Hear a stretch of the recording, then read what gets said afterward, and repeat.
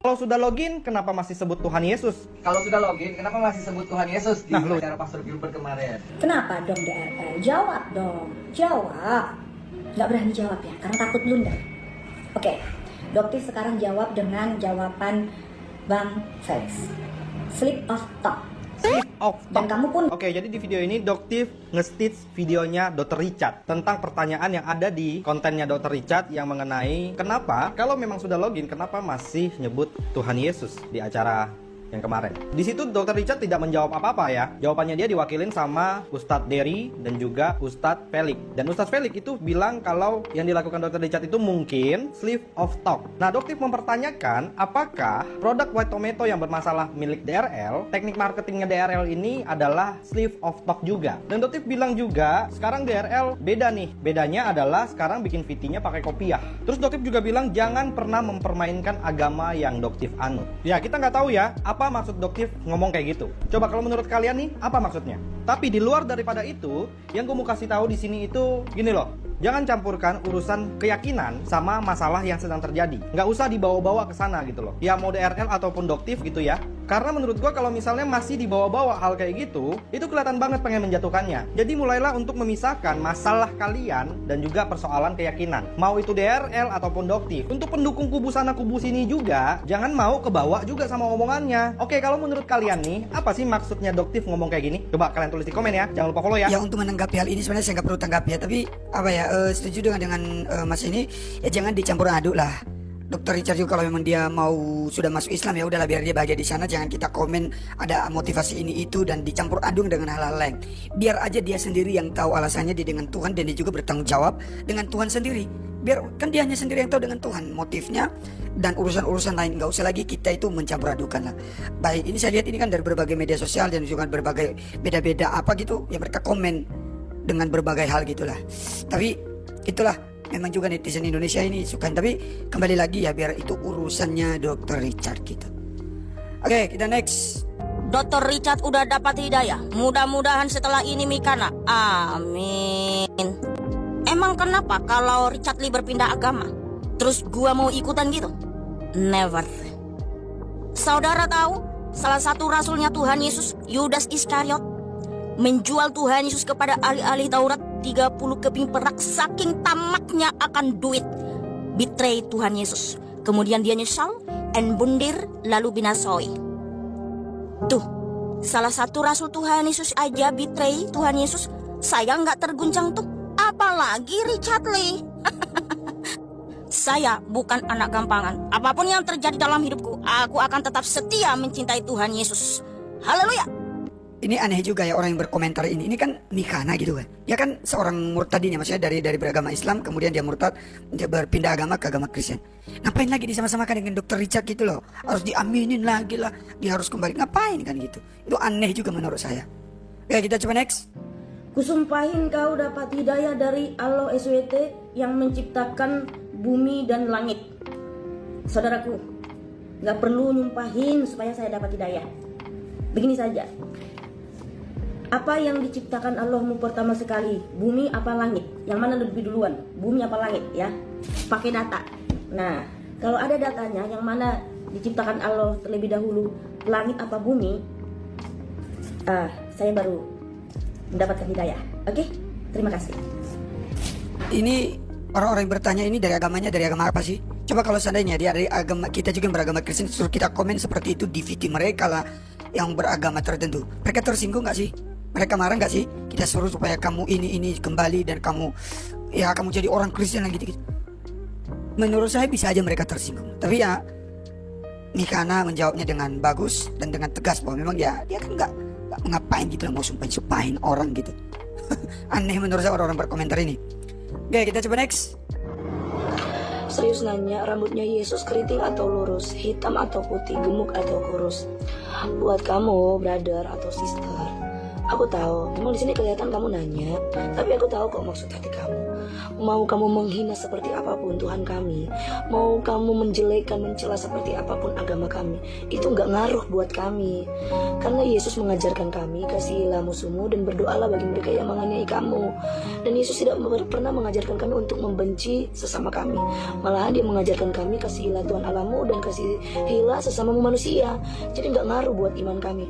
Mau seburuk dan sehancur apapun hinaan kamu, celaan kamu bagi agama kami dan Tuhan kami tetap percaya kepada Yesus dan mencintai Yesus. Dan aku berdoa buat kamu pasti berjumpa pribadi dengan Ya sekali lagi ya, ini orang-orang dari agama tertentu ini yang suka menanyakan seperti ini. Coba kalau kita juga mengajukan pertanyaan kepada mereka, jujur aja mereka sudah laporkan ini penghinaan, ini penistaan. Tapi coba ini kan mereka berkomentar seolah-olah nggak berasa berdosa gitu loh. Mereka menyampaikan komentar seperti ini. Coba kalau dibalikin hal yang sama ya. Saya tuh kayak greget lihat mereka gitu yang berkomentar seperti ini. Udah begitu lagi nama akunnya nggak jelas. Ini kan akun fake gitu loh. Ya kita next. Iya iyalah bang. Setipis itu iman Anda bang? Hah? Sampai warung dihancurin ya. Orang lagi ngopinya dibuang, gelasnya dipecahin, yang punya warung diomelin, bilangnya ini lagi bulan puasa. Bang, kalau Anda puasa ya udah abang aja puasa. Ya, dan lagi pula ya, orang-orang itu nggak semua Islam bang. Dan yang punya warung juga lagi nyari duit sama yang nggak puasa. Ya, terus dengan abang ngancurin warung orang, dengan abang ngata-ngatain orang, dengan abang kasih kekerasan terhadap orang-orang, terus abang nggak ngira pahala abang kurang, hah? Abang kalau puasa udah puasa aja udah, ya, nggak usah ngerusakin tempat orang, nggak usah ngerusuh, ya. Aduh, elah bang. Kalau nyatanya abang pukul itu ternyata nonis gimana bang? Hah? Terus kalau perempuan yang lagi haid kan gak ikutan puasa bang. Terus kalau mereka mau cari makan, tapi abang malah udah ngerusakin warung orang. Pakai ini bang, ya. Makanya kenapa saya bilang iman abang itu setipis tisu, takut ngebelok terus batal. Hah? Makanya gak mungkin orang yang buka warung. Eta bang. Benar dari Ibu Amanda Ruth ini benar. Setipis itu imannya, mereka takut gitu. Oke kita next. Wah ini satu keluarga Tuhan tapi mereka pakai jilbab ya, yang ibu-ibu ini. Ya puji Tuhan mereka sudah menjadi orang percaya. Oke kita next. Loh ini toleransi kolaborasi ini Labuan Bajo Nusa Tenggara Timur Indonesia. Festival apa ini? Bunda Maria doakanlah kami. Terus yang jualan di bawah berarti tendanya punya orang Katolik, yang jualan di bawah orang Islam. Oke salah. Oke kita next. Permisi kak, saya cuma mau tanya baik-baik karena saya hanya ingin tahu apakah kakak Kristen Ortodok? Maaf kalau salah tulisnya, karena yang saya tahu yang memakai penutup aurat seperti hijab itu bukan hanya Muslim, tapi Kristen juga ada. Apakah benar? Terima kasih kak. Ya, benar, banyak juga wanita Kristen yang memakai kerudung ketika ibadah. Tapi saya bukan Ortodoks. Saya Kristen sejati sesuai dengan yang tertulis 1 Petrus 4 ayat 16, Yohanes 1 ayat 12-13. Dan perintah Tuhan Yesus untuk memakai kerudung melalui Rasul Paulus yang tertulis di 1 Korintus 11 ayat 1-16 bukan hanya kepada golongan tertentu saja, tetapi kepada semua wanita Kristen di dunia ini. Itulah sebabnya kenapa ketika saya beribadah memakai kerudung. Terima kasih. Benarnya soal maki-maki kerudung ini sih Mbak Mikana ini udah jelasin, udah berulang-ulang gitu. Tapi mereka yang kadang nggak tahu, nggak paham, nggak mengerti, ya suka menanyakan. Memang sekali lagi itu bukan salah satu aturan agama, tapi itu menjadi sebenarnya salah satu tradisi. Dan di zaman Paulus juga dia memberikan nasihat seperti itu untuk membedakan mereka wanita-wanita itu dengan perempuan yang ya dalam tanda petik tidak benar. Dan kalau orang Kristen pakai nggak ada larangan, seperti Mbak Mikana kalau dia pakai nggak apa-apa kan, gitu. Jadi itu sah-sah aja.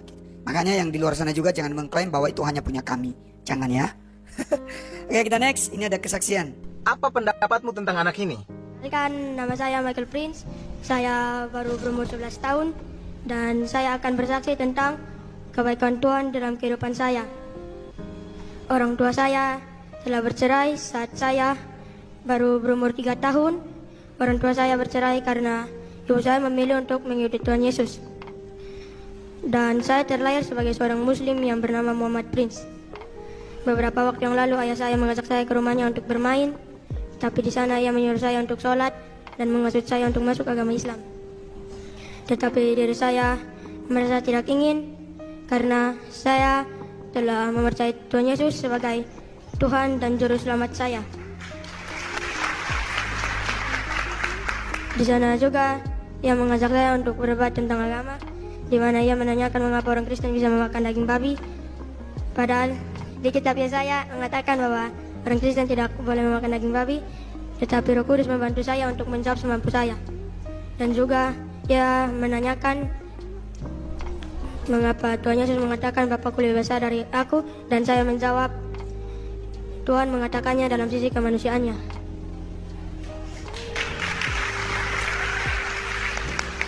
Saya dan ibu saya cuma tinggal berdua, dan Tuhan selalu memberkati saya dan ibu saya dalam kesusahan, kesedihan maupun kesenangan kami. Dan juga Tuhan Yesus selalu menjaga kami dimanapun kami berada. Di saat orang tua saya bercerai, saya dan ibu saya mulai bergereja di sini, dan kami menemukan Tuhan dalam hidup kami di sini. Saya bersekolah minggu di sini dan mendapatkan ajaran yang lebih banyak tentang Tuhan Yesus di sini, dan itu menjadi salah satu alasan mengapa saya bisa menolak ajaran agama Muslim yang disuruh oleh ayah saya. Itu saja kesaksian saya. Luar biasa ya kesaksian anak ini ya. Berarti bapaknya itu beragama Islam dan dia dengan adik-adiknya dan juga ibunya beragama Kristen berarti ya. Dari kesimpulan video ini kalau saya nonton. Kalau saya salah silakan koreksi. Dan dalam hal ini ya dia betul-betul berpegang pada imannya kepada Tuhan Yesus Kristus, yang memang dia tahu bahwa itu adalah penolong sejati dalam keluarga mereka, dalam hidup mereka, dan dia alami secara pribadi. Anak ini loh, dia menyampaikan kesaksian itu dengan luar biasa bagi saya. Jarang orang tua pun kalau kesaksian belum tentu seperti ini. Tapi itulah kembali lagi. Tapi poinnya di sini bahwa anak ini mengalami pertolongan Tuhan dan itu betul-betul dia merasakan dalam dirinya, dalam keluarga.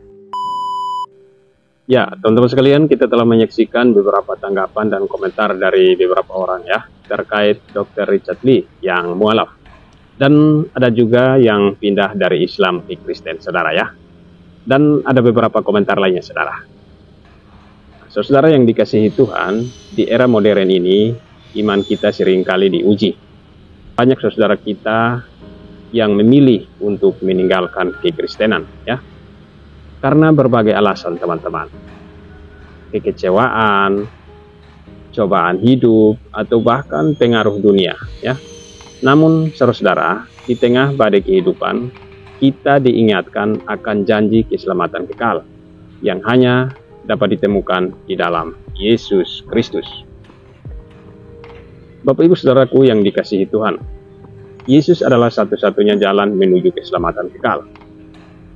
Jalan lain hanyalah jalan yang sesat. Tetaplah berakar di dalam Yesus Kristus, saudara ya. Peliharalah hubunganmu dengannya melalui doa dan firman-Nya. Jangan biarkan badai kehidupan menggoyahkan imanmu, ya. Ingatlah saudara, Tuhan selalu menyertai kita. Di tengah tantangan dan cobaan, kita harus tetap teguh dalam iman kita kepada Yesus Kristus. Ia adalah jangkar yang menguatkan kita di tengah badai. Marilah kita saling menguatkan dan mendukung satu sama lain ya, dalam perjalanan iman kita. Karena hanya di dalam Yesus kita menemukan kedamaian, harapan, dan keselamatan yang kekal. Ya, bagi adik-adik yang sudah bersaksi tadi, tetaplah kuatkan iman kepada Yesus Kristus. Jangan sampai terpengaruh oleh keadaan sekitar, pergaulan bebas, dan lain sebagainya teman-teman ya. Tapi mari teruslah belajar dan membaca Alkitab ya. Teruslah belajar untuk mengenal Yesus lebih dalam lagi ya. Ya saudara, demikian video ini, semoga bermanfaat. Tuhan Yesus memberkati. Shalom.